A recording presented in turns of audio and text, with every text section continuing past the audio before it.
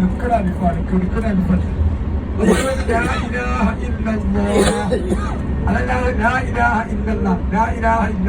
അങ്ങനെയാണ് പലപ്പോഴും നമ്മളെ ദിക്കിന്റെ മദ്രസയിൽ എപ്പോഴും കേൾക്കുന്നതാണ്. തലാറ്റികൾ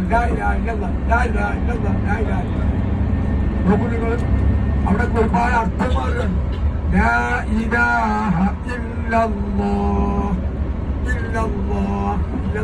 പറ്റൂല. ഹാവിലേക്ക് കൊണ്ടുവരണം ശബ്ദത്തിൽ. ഈ ഹാ ആണ് അള്ളാഹു എന്നതിലേക്ക്. ഉസ്താദുമാരൊക്കെ പറയാറുണ്ട് വെന്നേറ് മടങ്ങുന്നത് അവിടത്തേക്ക്.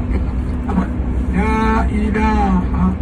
ഒരു ഇലാഹും ഇല്ല, അള്ളാഹു അവൻ എന്ന അള്ളാഹു എന്ന ആശയം കിട്ടണമെങ്കിൽ ഇല്ലല്ലാഹു എന്ന പോലെ ഇല്ലല്ലാ എന്ന അനുഭവം വേണം. ഇല്ലല്ലാ പറ്റില്ല, ഇല്ലല്ലാ.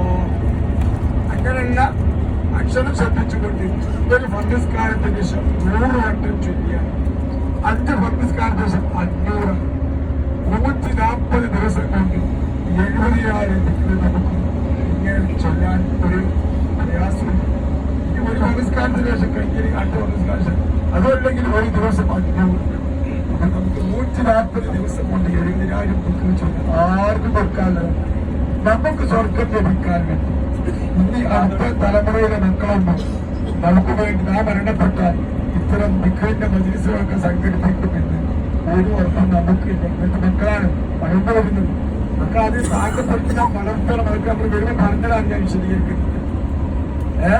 മക്കളാ നിലക്ക് വളർത്തണം.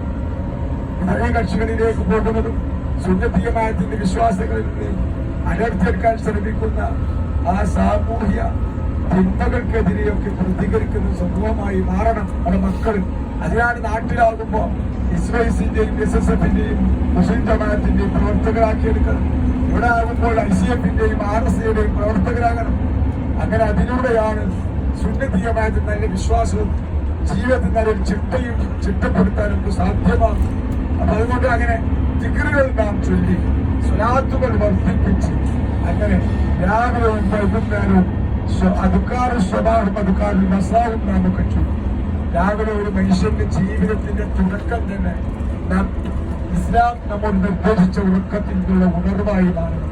നമ്മളൊക്കെ പ്രവാസികളൊക്കെ ഇപ്പൊ സുബൈക്കൊക്കെ ഉണരുമ്പോ പലപ്പോഴായി ബാത്റൂമിലാളില്ല, പൊട്ടി പോയല്ല, എത്രയായി സമയം, എന്തുകൊണ്ട് വിളിച്ചില്ല.